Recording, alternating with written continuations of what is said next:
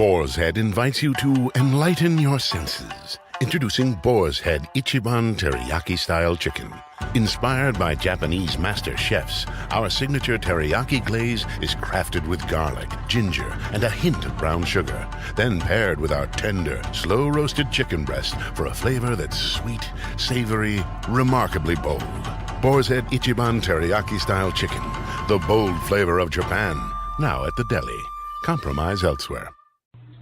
Blog Talk Radio.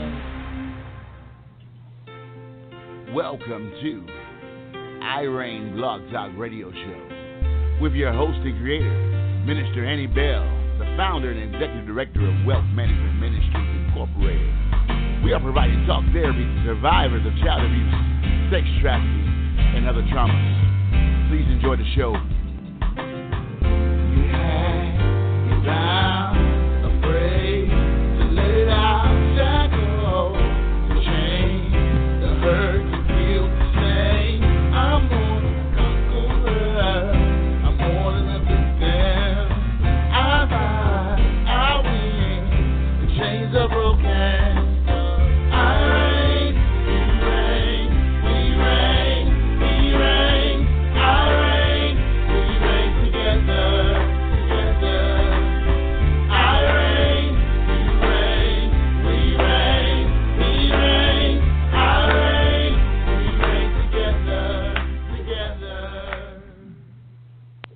Well, good evening, good evening, good evening, R.E.I.G.N fans. Thank you so much for joining us tonight, my friends. I am Minister Annie Bell, the host and creator of R.E.I.G.N Blog Talk Radio Show, which is an outreach of Wealth Management Ministries Incorporated. We are endeavoring to bring talk therapy to survivors of child abuse, sex trafficking, and other traumas, as well as providing awareness and resources to the community in order to prevent these abuses. Well, welcome to another episode of our show that is sure to inspire, motivate, and help you heal from past wounds. Just to kind of catch you all up, between season 1 and season 2, we have grown a little bit. My husband and I started a new blog talk network, which is called We Inspire Network Radio, a.k.a. WIN Radio, where we are producing shows that discusses topics relevant to our daily lives, our daily walk. We have also started a publishing company called Habakkuk Books Incorporated, and that is to help self-publishing authors get published easier and even with less expenses. It is under that company where my new book was released, under the namesake, R.E.I.G.N, A Survivor's Guide to Thrive.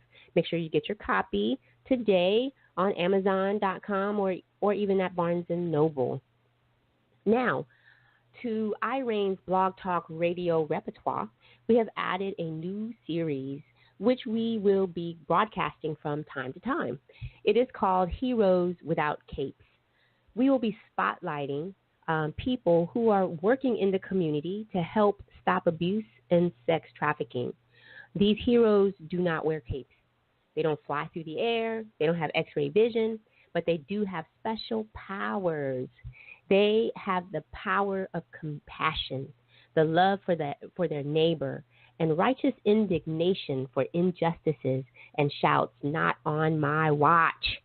So tonight, I will introduce to some and probably reacquaint with to others a hero, or shall I call her Shiro, who uses her special talents to make a difference in the world. Please help me welcome Miss Heather Kirk. Welcome to the show, Heather. Thank you so much. I am honored to be here and wish I could fly. I know. Yes, that would be so good.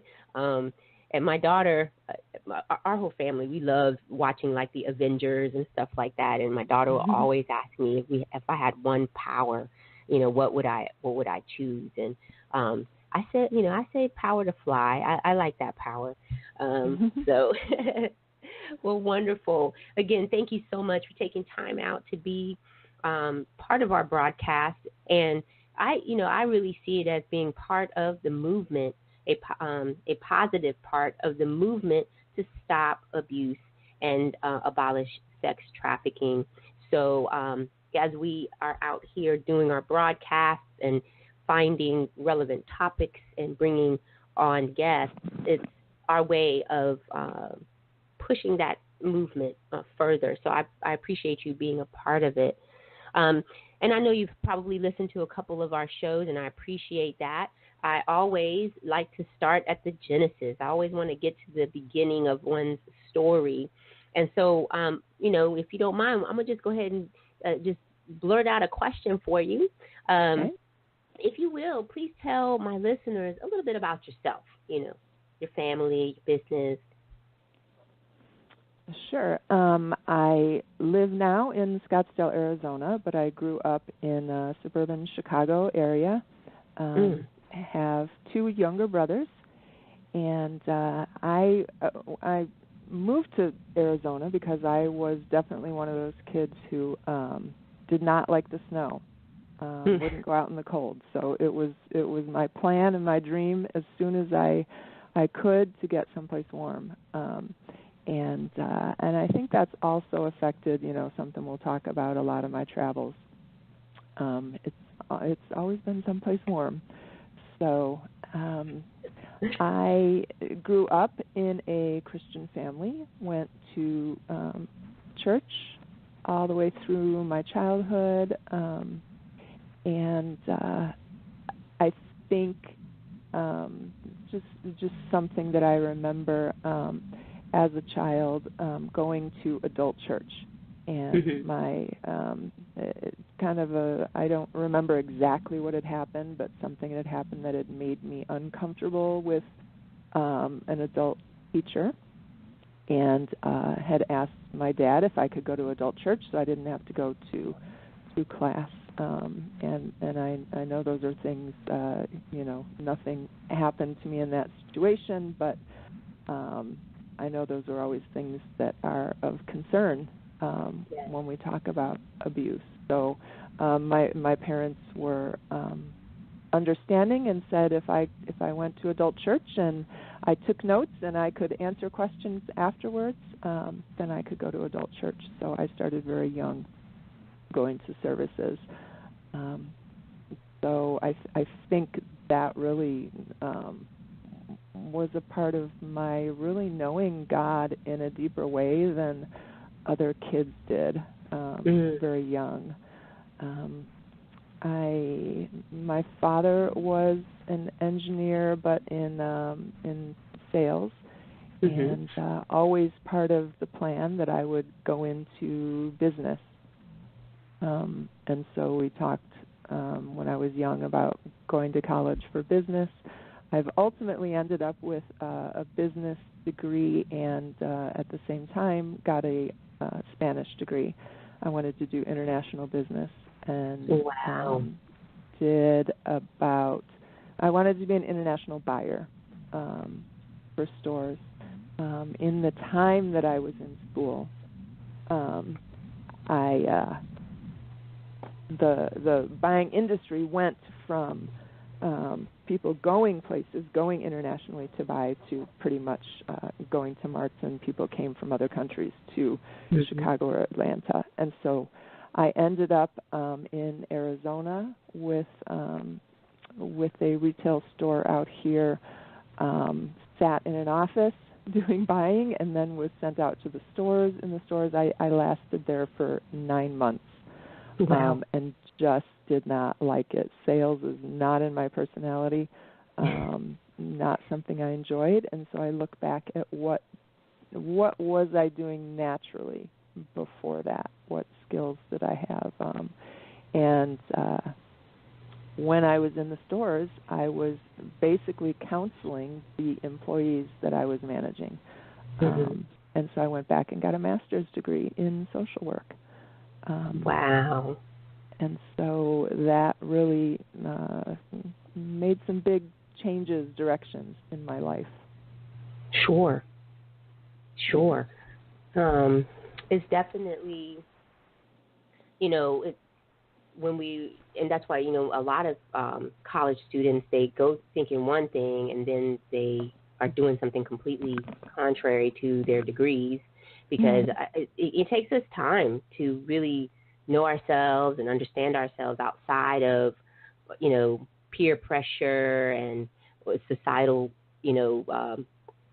societal pigeonholing, I call it, where Exactly. it's like, okay, this is what success looks like, or this is what happiness looks like.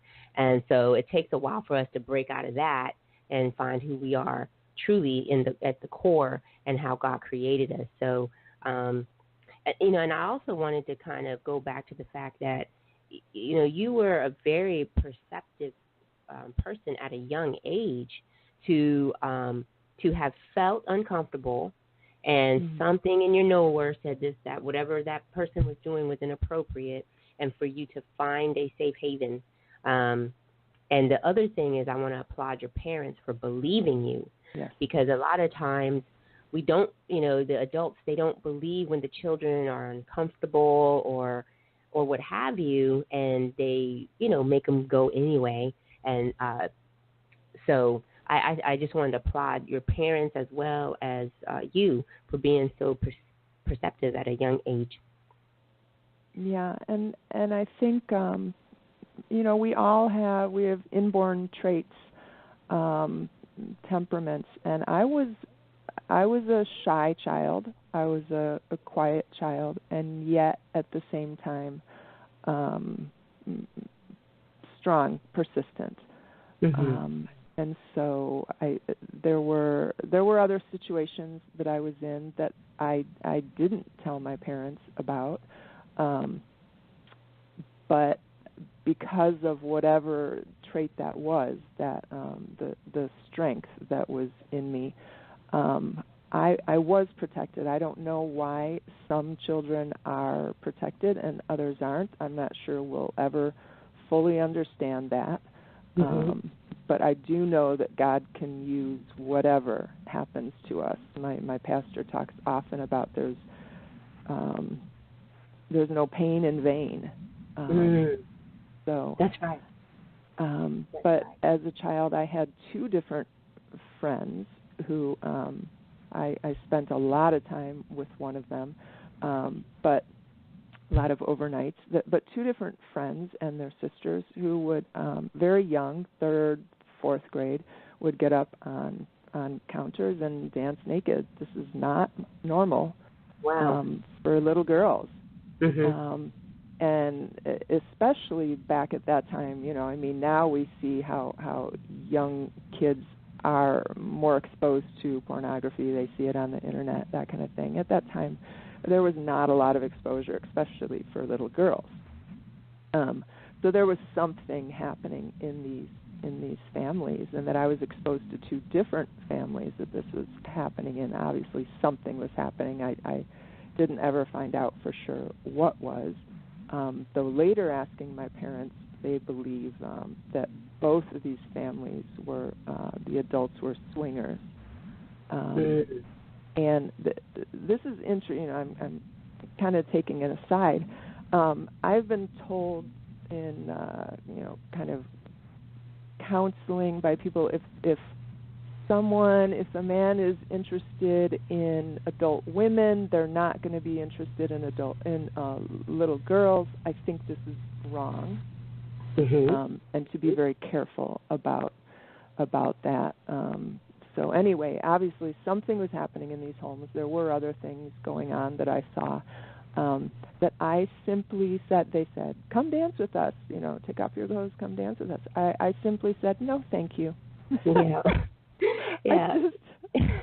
I didn't really watch. I didn't really participate. I didn't stop them.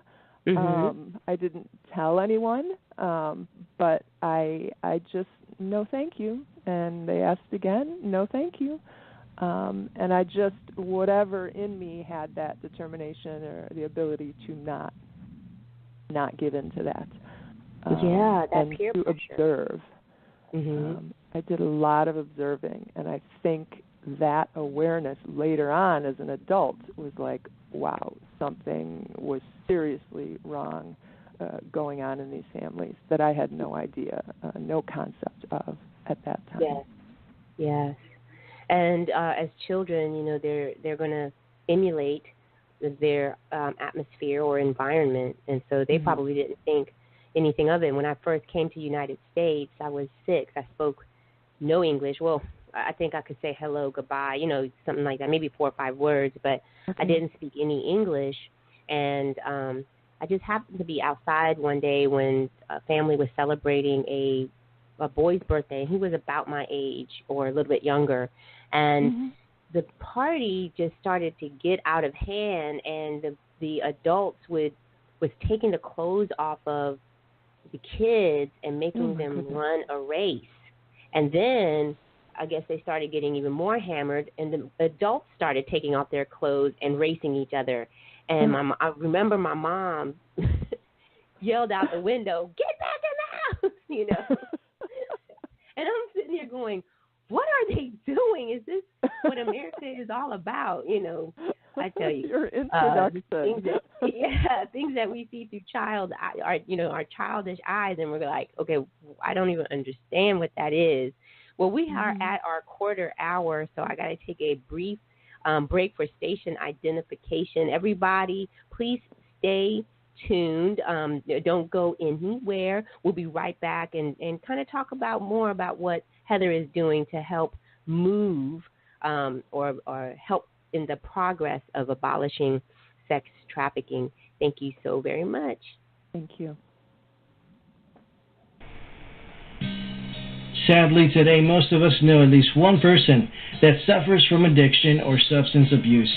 Addiction does not discriminate. No age, gender, race, or classes of people are immune to the horrors of addiction. This epidemic has ruined families, claimed lives, and left loved ones devastated.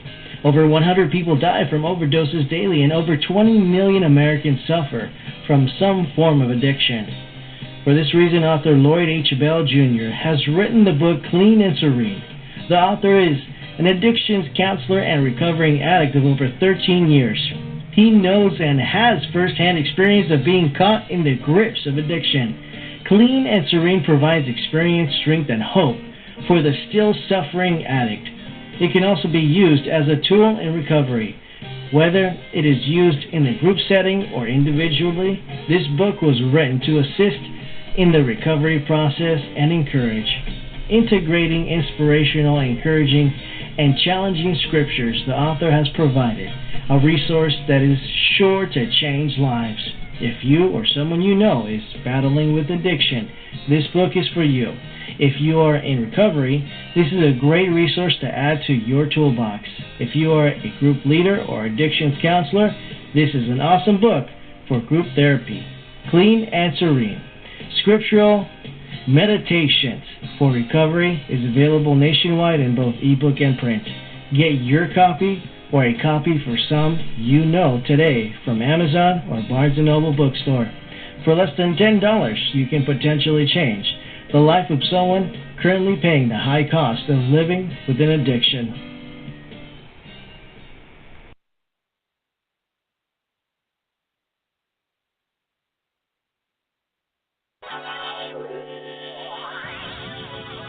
Welcome back to R.E.I.G.N. Blog Talk Radio Show with your host, Minister Annie Bell. Welcome back to the R.E.I.G.N. Blog Talk Radio Show. I am your host, Minister Annie Bell, and it is powered by We Inspire Network Radio. I want to bring your attention to the slideshow on your screen for those who are listening via your computer or any handheld device. There you're going to find a lot of relevant information about our broadcast today, even Heather Kirk's artistry and where her art is actually being printed on. You're going to see all those slides as well. And also you can help us stay on the air by clicking on the ads that's surrounding the slideshow on your screen. As a donation, the vendors are actually paying per click. So if you don't mind just clicking at it, you don't have to purchase anything. Just go and click at it, before, during, or even after the broadcast. So before we broke for commercial, Heather and I were talking about how, our children, they emulate what they see and experience within their own environment. And sometimes they don't, even though it might not feel uncomfortable, it might not feel comfortable, they will still do what they see as normal. And so my question to Heather, because she does a lot of traveling. Now, Heather, your artistry and love for travel has taken you to many places around the world, and I think was also a catalyst for what you do for those who need help in the sex trafficking trade, getting out of it. Could you share with us the beauty of the world you saw through your lenses? Sure. I have been all over the world.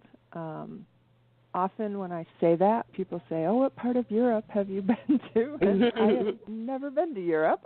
I haven't even been to New York City.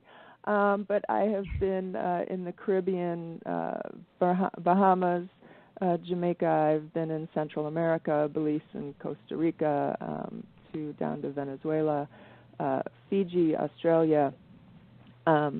A lot of my interest has been in, yes, photographing the beauty of places, but also in just getting to know people and different cultures.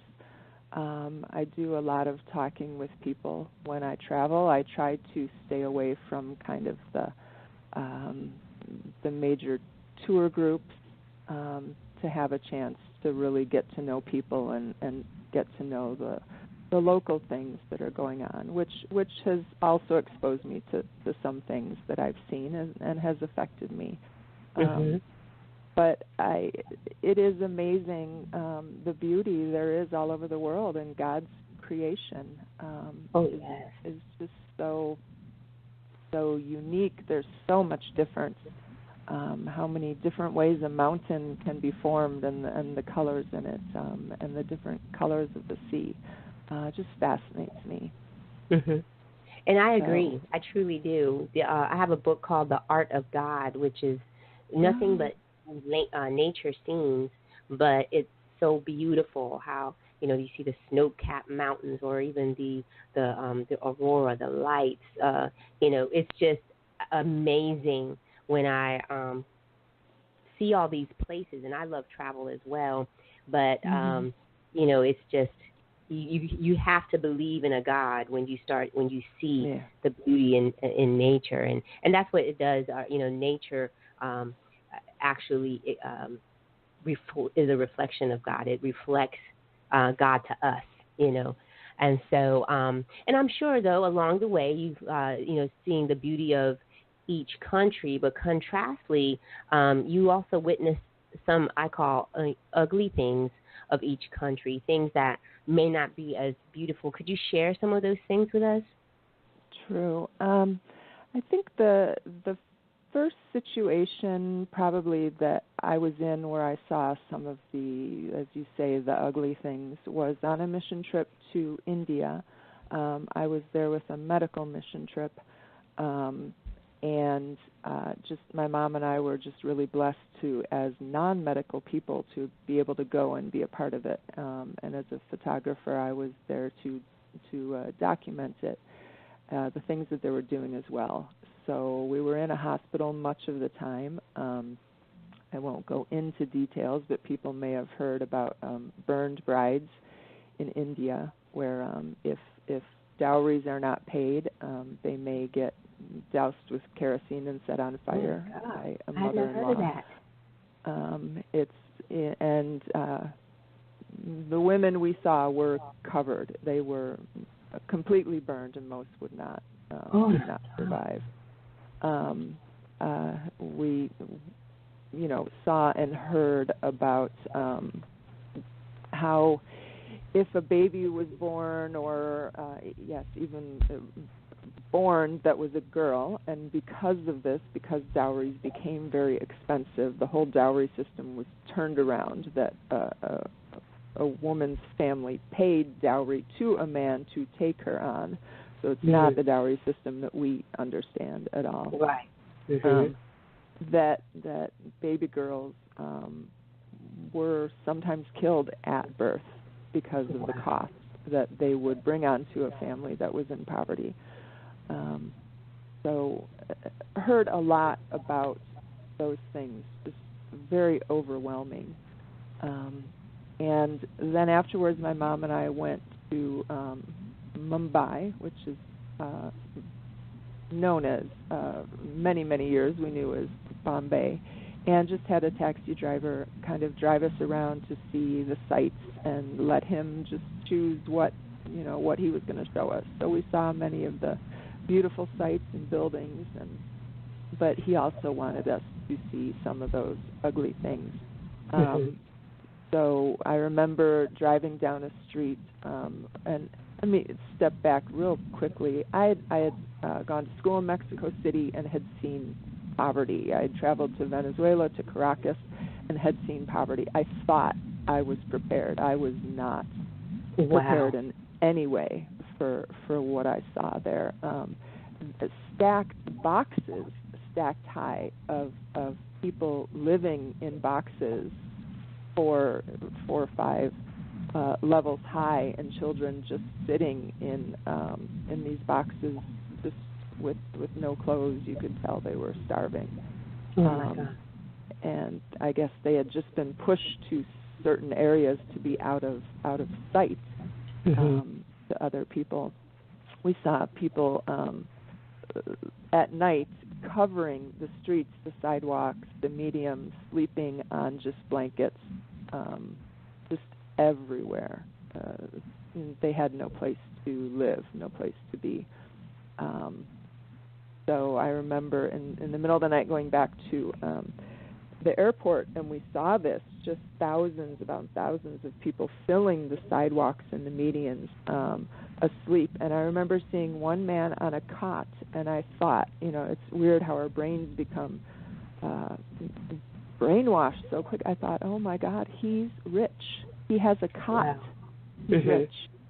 Wow. So another thing that this taxi driver took us to see was the red light district. And we saw women in buildings. It is like you see in movies. They're behind bars. They are locked in these places, several stories high. And the man driving us explained that there were sections by age. So what a person was looking for, he could find by a section by age, and we were taken through a section where it was all children. Oh my God. And oh my God. very eye-opening. And still there's something that allows you, when you see that in a foreign country, it allows you to think thank God this doesn't happen in the United States.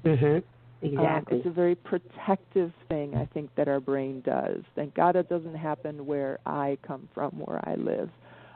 It's just hidden to us. It is everywhere. This is an epidemic of tragedy going on around the world. And people it is slavery. Absolutely. They are tricked. They are caught, sometimes sold by families, sometimes deceived that it's a waitressing job, it's a whatever. House cleaning. And locked up, and there is no way for these people to get away. But it was so visual, so powerful. And I respect this man who we had said, take us on a little pretty tour of the city, that he wanted to see the fullness of it. He wanted us to see it. And, there's something humble about that as well, because he didn't just want you to leave his country seeing just a part of it. I know people who only want to show the good parts, the good things of my country so they could be proud. But I think there was some humility there, and even some of reaching out for help, because, for him to take an American there, maybe there could be something that this American can do to help, So that's, I'm very, I'm sure he was just a very humble person to show that side. And, poverty is a trauma. Absolutely. living in that type of poverty, even poverty within our streets in the United States, is traumatic and has a way of impeding development within our children, and then the adults, doing something to their hope. And so it's I'm so glad that you're sharing that with us, because again, like you said, it's not a problem in India, it's not a problem in Korea and all these other third world countries, but it is a problem here in the most powerful nation in the world, the United States. I want to go and talk to you a little bit more about what you do and the idea that you were given to start helping. So, but of course, I got to take another station identification break. It goes so fast. Yeah, I know. It does. Time flies when we're having fun. Everybody, please hang on to your wigs. We'll be right back. Hello, everybody. My name is Minister Annie Bell, and I am the host of R.E.I.G.N, Blog Talk Radio Show, where we endeavor to bring talk therapy to survivors of child abuse, sex trafficking, and other traumas, as well as being the vehicle by which we use to bring awareness and resources to the community to aid in the prevention of these abuses. R.E.I.G.N, which is a declarative acronym for the individual survivor. That means I identify myself as a survivor, no longer a victim. R, reclaim my life. E, excel at living. G, grow in Christ. And N, nurture myself and others. This declarative acronym has developed into a victorious lifestyle brand that empowers and aids in the healing journey of survivors of abuse, sex trafficking, and other traumas. I have also written a book entitled, with the namesake, R.E.I.G.N, A Survivor's Guide to Thrive, which is now available at Amazon.com and Barnes & Noble. Pick up your copy of my book today and join me every Tuesday night at 8 p.m. here on We Inspire Network Radio, where together, through God, we win. If we endure, we will reign with Christ.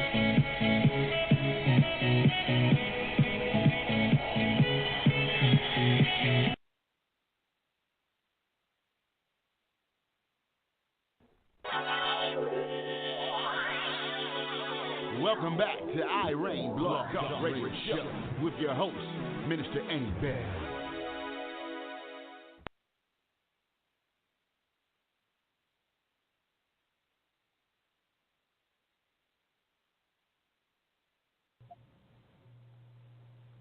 And I am so sorry. I had said all that, and we had a technical difficulty. Is everybody, are you with me, Heather?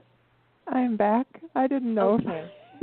I am so sorry. I don't know what happened. I'm just talking away, and I know I said some really profound things. Nobody heard me. Sure. But I didn't answer any questions, right? I'm thinking, hello? But anyway, I tell you, we have to be able to laugh at ourselves. What I was saying was that, first of all, welcome back to the show from that long break and that moment of silence. And we are powered by We Inspire Radio Network, and I am the host, Minister Annie Bell. We are the outreach, one of the outreaches of Wealth Management Ministries Incorporated, which is a 501c3 nonprofit organization, and where we endeavor to bridge the gap between the rich and the poor through the teaching of financial literacy and Christian counseling. We are hosting an awareness and prevention event in October to observe Domestic Violence Month, the Prevention of Domestic Violence Month. I will be one of the speakers, along with Minister Lloyd Bell and Tony 69 Williams, who is the CEO of Wavy Entertainment Group. We will also have a special musical guest who will perform his new hit single called Angie, which is a song about those who are victims of domestic violence. If you are in the metro Atlanta area, please join us at the Oaks Golf Course on October 15th at 9 a.m. till 11 a.m. Now, Heather, how did you come up with the idea of allowing the work you love to do become the very vehicle by which you use to help sex trafficking victims and the abolishment of that industry? Well, I think it started back with this mission trip to India. I was there to document what there had been a fundraiser. The church had paid for a ventilator, which is a very important piece of equipment medically, and I took photos, but then I also wanted to use the photography at that time to raise funds. So of the photos I took, I had some images for sale, I had note cards for sale, and funds were then sent back to the hospital for the work they were doing. And I'm sure everyone understands this, although there are these ugly things in other countries as well as our own. There's just amazing, amazing people everywhere, all over the world. We just understand that. But the work they were doing at that hospital was wonderful. And dealing with things, the difficult things of their culture, confronting them.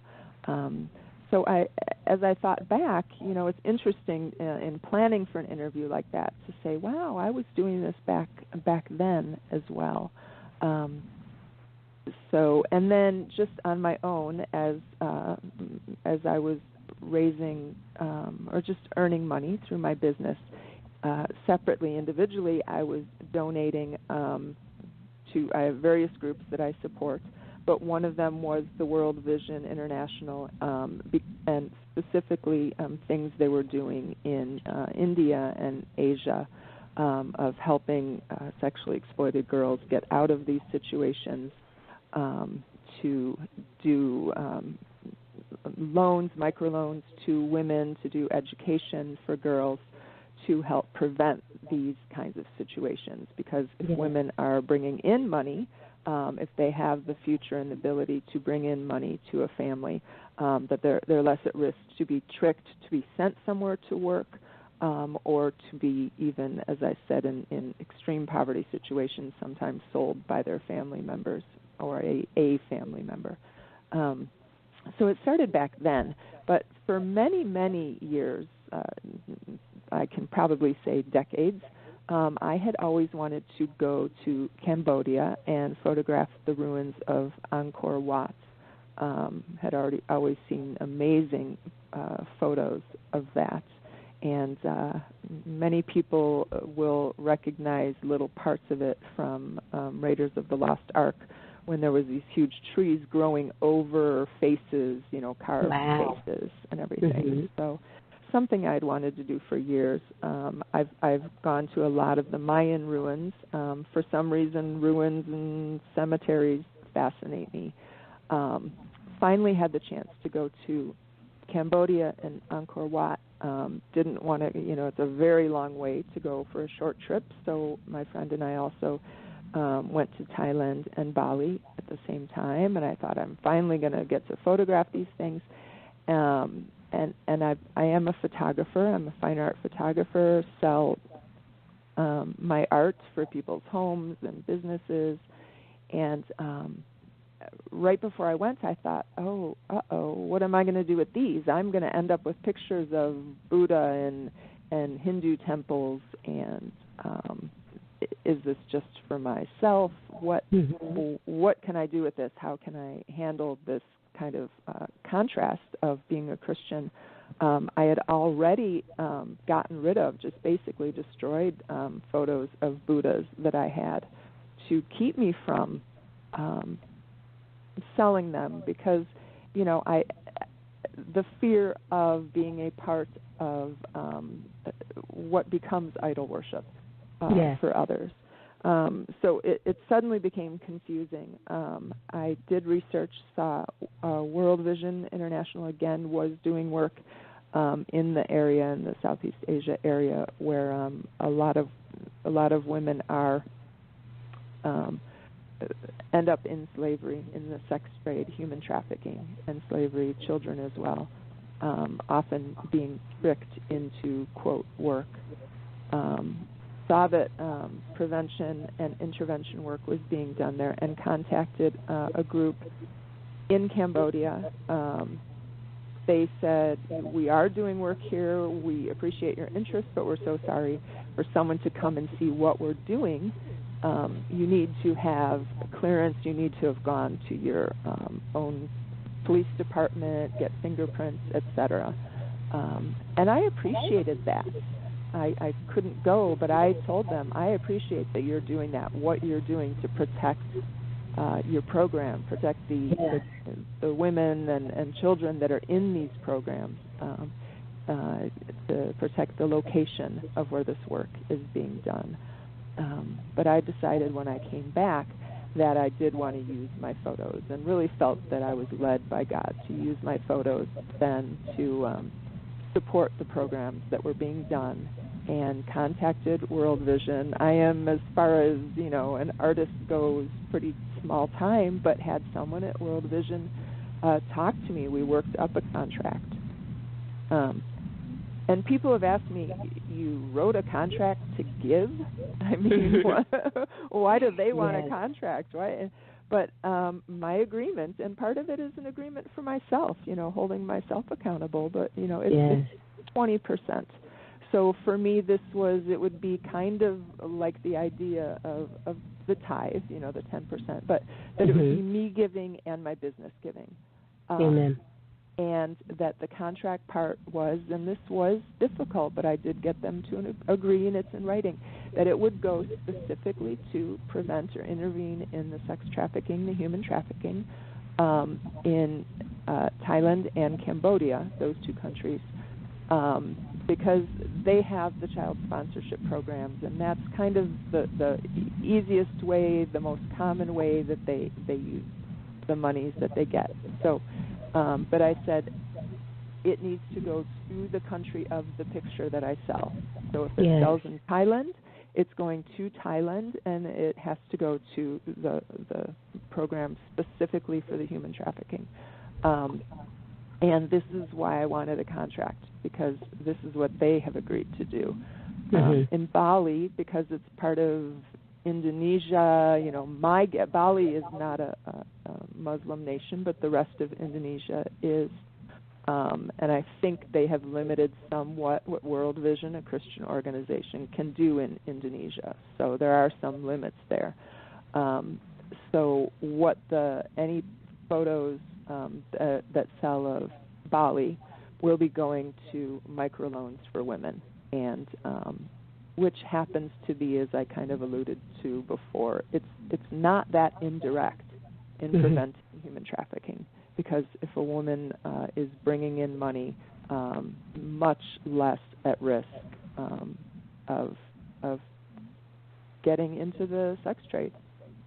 And that's why, poverty, poverty is what allows the predators to manipulate these people to come, and they'll say, hey, work as a housekeeper or work as a waitress, like you said, but they're really grabbing them and enslaving them for sex, and being traded all over the world. Their passports taken away once they get to the destination. It's truly a horrible and scary thing. I think it was fascinating how you took something that has nothing to do with sex trafficking and made it correlate. You made it work for the good of the victims, to help the victims. You're a photographer, a fine arts photographer, but you used your art, your artistry, to glorify God. And so I just applaud you for that. I think that is beautiful. It's just, to me, just seamless. And especially how you also contracted to have monies go to the country where you had taking the picture. Now, I don't know if y'all are looking at the slideshow, but there's some beautiful garments there, and I'm going to be purchasing one, and when I wear it, I'm going to know that I've indirectly helped someone.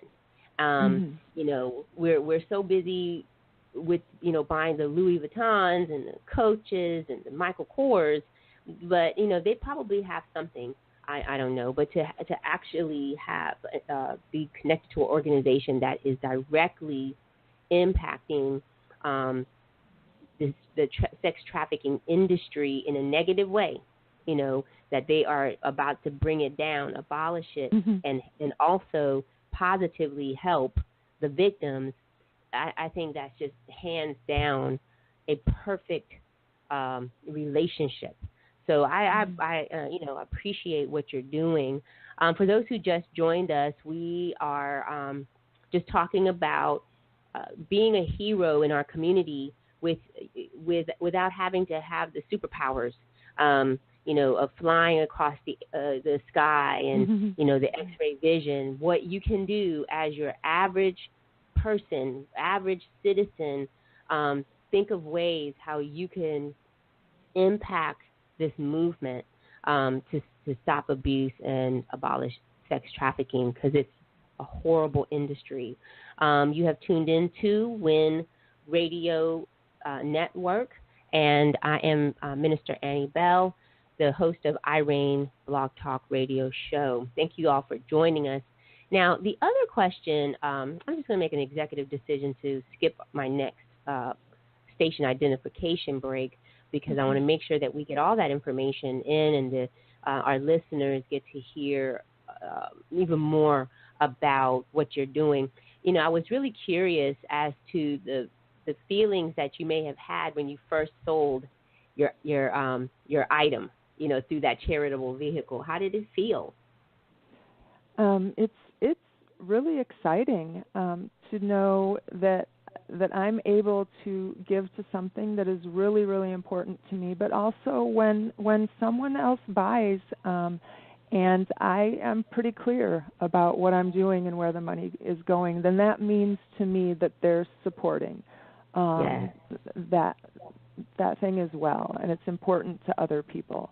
I think a lot of times when we do this kind of work, whatever it is, whatever God leads us to do, it's easy to feel alone and to feel unsupported. So when someone purchases something, it's like, okay, I'm not alone, or there's a reinforcement that, yes, this is what God wants me to do. Amen. So yes. I think affirmation. Yes.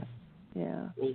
And that must feel good. And I know that when we're doing something and we're doing our outreaches and somebody grabs a hold of that vision and is able to move with us, that also is affirmation to me that, okay, I'm not the only one that sees this as a problem. I wanted to make sure everybody understands that when we talk about sex trafficking, we're not talking about third world countries. We're not talking about other nations, but our nation is included. I'm here in Atlanta, Georgia, and this is one of the biggest hubs of the United States. There are men who fly into Atlanta, Hartsfield, Jackson Airport, corporate businessmen who fly in, and they will have already connected with the pimp, and they tell them what type of sex toy that they want to have, whether it's a boy, whether it's a girl, whether it's under 10, in their teens. They're giving these checklists as if they were purchasing an item, and to them that's what it is. So our children are being snatched from suburban streets and drugged. They're normally injected with some type heroin or something, and then thrown right in the streets of Atlanta. They don't even know where they are because they're so drugged with whatever that drug that the pimp decided to shoot up in their veins. So then you have another fold where that person is addicted and needs the drug, and so now this pimp is the only one who they can go to get it. So it's a cycle that needs to be broken, and sex slavery is so much more different than child abuse, that the counseling has to be different. So there's a need out here to supply, to have transition homes and transitional programs to help the victim, the survivor of sex trafficking, to be able to transition back into society and not fall back into trying to sell their bodies or even go back to their pimp or their daddies, as they call it. Yeah, and you bring up something. So another country that I am very tied to, I lived in the Dominican Republic for 8 months, but I've been there many times. It's kind of a heart home for me. I saw something kind of similar to what you're talking about, but they call it sex tourism, basically, and that's what men come and there have a girlfriend for a week or a month, and they like to fantasize that this is a, quote, girlfriend, but it is a very, often very abusive kind of relationship. Obviously, there's a power thing.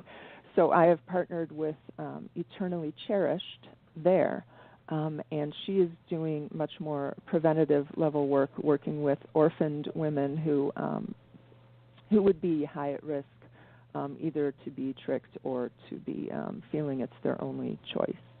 Yeah. So I do want to say there's so many different programs. The clothing you talked about is Vita Voices, and they also do literacy programs with the people who make their clothing.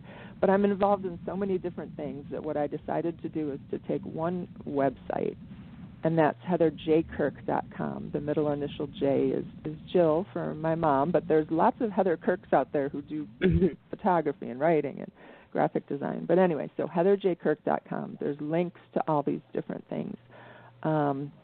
And I just want people then to be able to see some of these programs and what's being done as well. I do believe you're going to hopefully get to talk to Crystal Green of Eternally Cherished sometime to see what she's doing there in Dominican Republic. I would love to have her on my show, and I'll be reaching out to her sometime this week. Hopefully we can connect.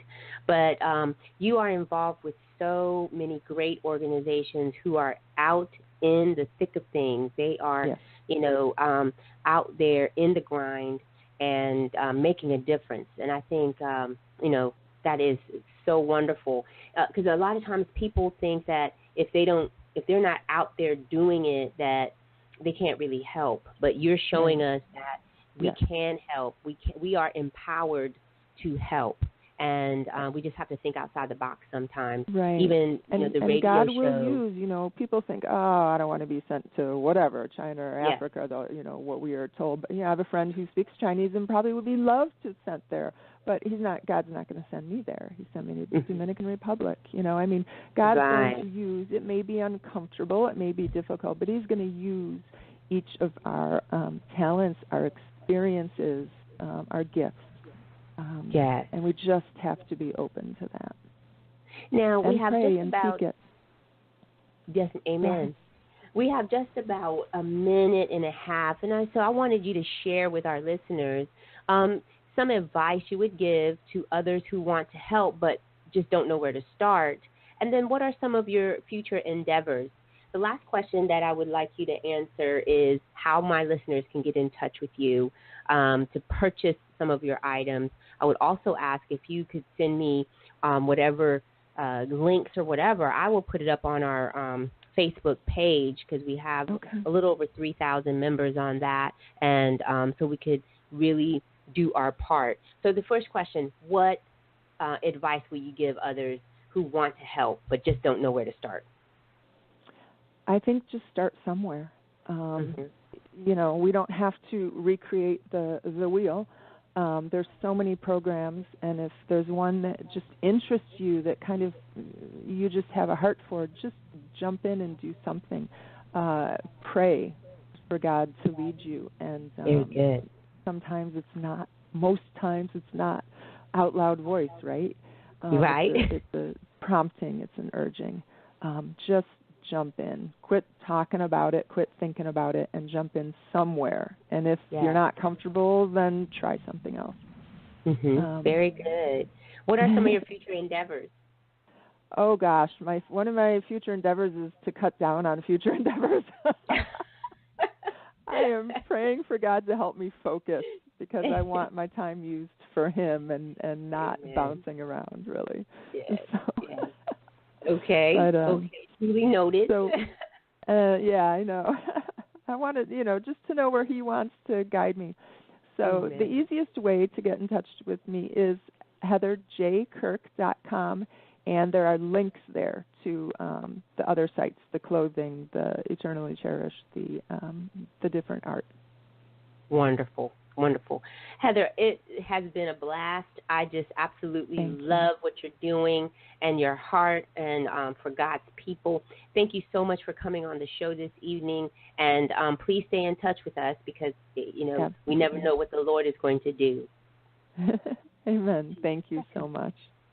You're welcome. Bye-bye. You're welcome. Bye-bye. Now, I would like to leave you with this wisdom to reign. Oscar Schindler said, whoever saves one life saves the whole entire, saves the world entire. And so I encourage you to step out of your comfort zone and save a life. Be a hero or a shero for someone who needs a helping hand. To making a donation or get in touch with me or my team, please go to www.anniebellministries.com or www.wealthmngt.org. Follow us on Facebook and Twitter at R.E.I.G.N, Stop Abuse and Abolish Sex Trafficking. Also go to our YouTube channel, R.E.I.G.N Blog Talk, and become a subscriber so that you don't miss any of our shows. Now, if you will, repeat after me. I reclaim my life. I excel at living. I illuminate the dark. I grow in Christ, and I nurture myself and others. Thank you so, so very much for tuning in to the show. Let's reign together. Thank you, everybody, and have a good night.